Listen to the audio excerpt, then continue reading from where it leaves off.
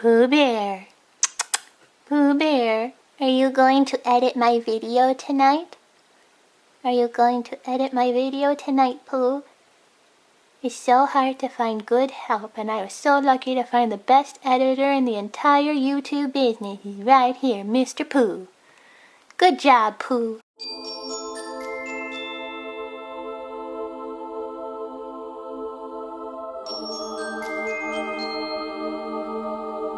Stop! Stop! Oh, she has a ball. No wonder. Go get it! Fuck. Hi guys, welcome to day 2 of 31 days of makeup. Today we're going to be doing a fun galaxy look. In case you couldn't tell, earlier on my Instagram I posted a picture of what my makeup looks like right now and asked if any of you could guess what I was going to do with it. So go ahead and in the comments let me know if anyone guessed correctly. I know that yesterday I showed you how I did all of my makeup, but today I thought it would be a little bit easier to just show you the galaxy portion of it because let's face it, pretty much everyone watching this already knows how to do a smoky eye. So because I chose a lot of blue and purple tones in my eyes for today, I thought it might be fun to make the galaxy have kind of a pink, blue, purple type scheme to it. And the best thing about this look is even though it looks really fancy when you look it up online, it's actually super easy and it only requires one brush to do unless you're getting really crazy in there. But honestly, I don't think it needs more than one. And if you notice me talking off screen to anybody, I haven't completely lost my mind.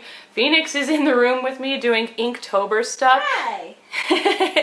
And we thought it might be a little bit more fun than just having me fast forward through all the footage of me doing makeup to have us talk about some stuff like shitting on the fact that everyone in Inktober seems to think it's a giant war zone.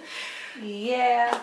And before I get too far in, I just wanted to let you know that I'm sure people have noticed that in yesterday's video I did not mention what products I was using. There was a reason for that.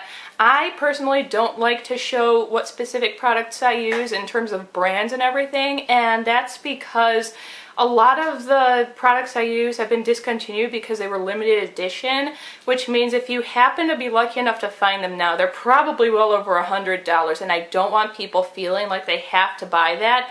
So today, just to make this easier, I will tell you brands, but please don't feel like you have to go out and get that specific one. So to start off, I'm going into the Jeffree Star Mini Breaker, and I'm going to be using Bubblegum just as, you know, the first base kind of for the galaxy look. So, do you want to tell everybody how adorable the art community can be sometimes? Well, okay, so this is my first year participating in Inktober because I never got to do it before because I always like knew about it or just didn't pay attention until like halfway through, so it's kind of like pointless for me to do it.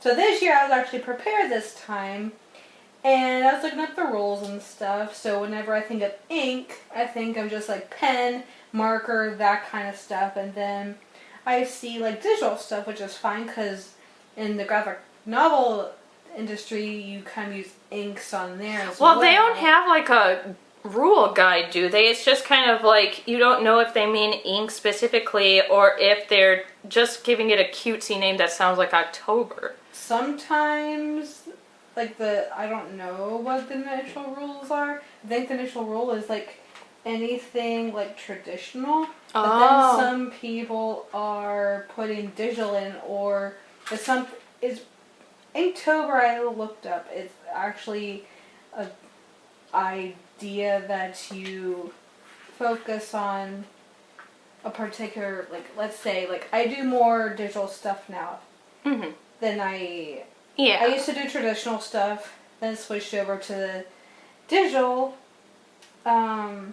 because of going into graphic design. I was just kind of like, oh, you had to like learn all these things, and it became a habit of using the digital platform, and I haven't done traditional for a while. So Inktober is basically for practicing your craft, and I decided to do it this year because I haven't done traditional stuff in over like 4 years, and I thought by doing like marker and Sharpie and stuff like I love Sharpie. And it's pretty fun when you know how to use it. I wouldn't say go ahead and do it if you're kind of new to traditional art because it's going to get frustrating, but it's one of those things where, like, I don't know if you do this, but I used to kind of lay the color down from the Sharpie and then get a wet brush and kind of use it like a fake watercolor almost. you can do that. I just like to shade with it. And by shading, it's just like you left the... Cross hatching and stuff. You do cross hatching and you don't apply the marker as thick.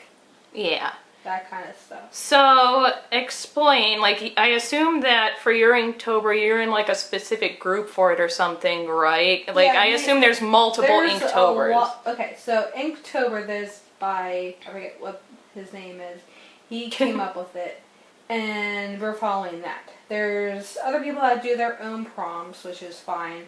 There's, like, Drawtober, there's Inktober, there's one I was gonna do that was by someone else where they did like an original character one for it. That's kind of cool because I'm sure a lot of people end up doing fan art, which there's nothing wrong with that because this is why I didn't understand when you were talking about some of the issues right now is, from what I know, the entire point of Inktober or 31 Days of Makeup or anything artistic in October is just that you're trying to hone in your craft. You're trying to go outside your usual box and learn to do a little bit more than what you usually do, right? Exactly what, that's what I meant by, like, I don't typically do traditional, so I went back and that's what I'm doing now. So yeah,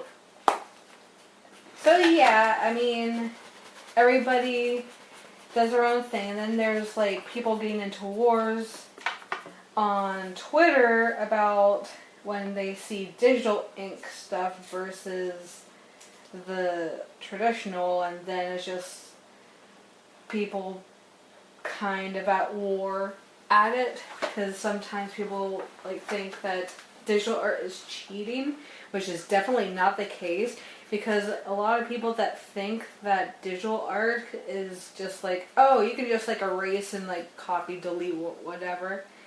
There's a lot to go into digital, and people don't realize that. And well, I mean, technically speaking, you can erase anything traditional too. I mean, if you're a painter, you just whitewash your mistake. If you do pencil, you obviously have that eraser. If you do ink, there's erasers for that these days. Like, technically you can do that with any of it. It's not limited to digital, and I think people get this weird idea that we just have these, like, magical brushes that do all the work for us or something. It's like, no, not at all. We start with a blank page just like anybody else. Mm-hmm. But yeah, so there was people on there that were just like, why are you doing digital? This is only for, like, traditional stuff. And then people are just like, well, I just got a Wacom tablet, so I'm trying to practice digital. So that's a craft that someone's trying to learn, so I think it's pretty valid. You know what's weird to me about it is the fact that it's kind of like the same thing basically as in November, how they do that novel one. What was that one called? Where you're supposed to, like, try to write a book for November. Yeah. And it's like if you were like, okay, it's time to write a novel for November, and somebody's book was like 500 pages instead of 900 pages, and someone was, like, harping at them saying it's not a real novel because it's not the same length as mine. Like, that's how it sounds to me. It's so petty and silly, and I'm like, how does it hurt you if this person wants to do digital artwork or traditional artwork or whatever artwork? Because it's not like you guys are, like, doing this for this $1 million prize or anything. You're doing it for free for yourselves. It's also to promote what you do. And that's fine. So it's for promotion. If what you do is digital, why can't you promote that? I don't understand that. It's really weird to me because, like I said, it's not like you're gaining anything out of it. I understand people getting a little annoyed that there's not solid rules if they were like, you're getting like $500 if you do like the best work or get the most likes or something, and that would go into like the fan art war versus OC war too, that I'd understand if there was like a cash prize or something like that, if they were like, well, of course everyone's gonna want the Superman picture or something, but it's for you only, so who cares? Calm down. Yeah, I don't know. What I say for art is, I eventually want to be in art therapy. Like, I want to do that kind of stuff for people. I want people to draw what comes to them. Never question what they want to do. If they ask for advice, yes, I'm going to give them advice. But I'm never going to be like, that's wrong, or this is wrong. It's very stressful to someone when they're just starting out of doing anything. Plus, you don't know if that person wants it to look that way. And there's really, I don't like that kind of thing when it comes to the art online. That's why I liked, I was at a community college, uni for UK viewers, and what I loved about my art instructor, and this pertains to like makeup again, or writing, or anything in the arts category, what I loved about this guy, his name was Monty, is he was like, I'm your art instructor. I'm supposed to basically be mentoring you. So I'm going to teach you like the technical aspect, like how to make sure if you're drawing a bottle, it looks, you know, cylindrical and stuff and doesn't look like it's got this weird floating base or something. If you're drawing a human, I'm going to show you like this is how high the eyes need to be.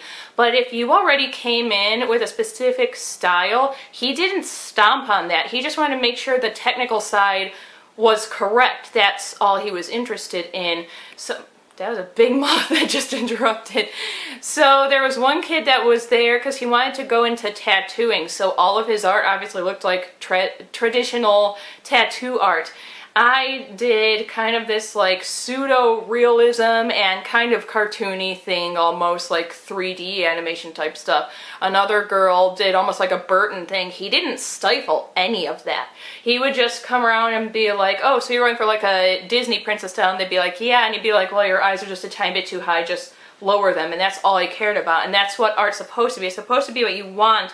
That's why I don't like with the makeup stuff, when you're watching a video and someone's trying to get really specific about like, you have to do your eyeshadow this way and stuff, or with art, you have to draw this way. Like, no you don't. You can do whatever you want. It's artistic. It's yours. Yep, that's why another thing I really don't like about the art community is fan art versus original stuff, because that gets people into really bad wars. Because, well, I should say war between like people that we obviously do fan art for conventions, but that's not our primary focus. We have that to draw people into our table because they're not used to like what we do, which is the graphic novel series. And whenever they see something familiar, they're going to come over and see, hey, this is kind of like a graphic novel that if you like this show, we kind of like pinpoint them into that direction and then they get interested in it. Mm-hmm. But that's not like what our selling point is. No. Like, yeah, we do sell it there, but it's not like a primary thing that we want to do. Well, and the thing is, as far as people getting upset over the whole original characters versus fan art thing, I understand being frustrated and upset, but I think that we're fighting the war against the wrong group. I'm not mad if I'm doing nothing but original stories and original characters if someone next to me is doing fan art. What I'm mad about is the people coming in only caring about those familiar characters. You should be annoyed with the general public for passing up something someone worked really hard on that's original to just look at the same, like, Dragon Ball Z or whatever art that they already have all over their wall. That's what you need to get frustrated by. That's what you should be, you know, griping about and talking about on YouTube and on Tumblr and all these places. Be like, listen guys, there's a lot of people that do beautiful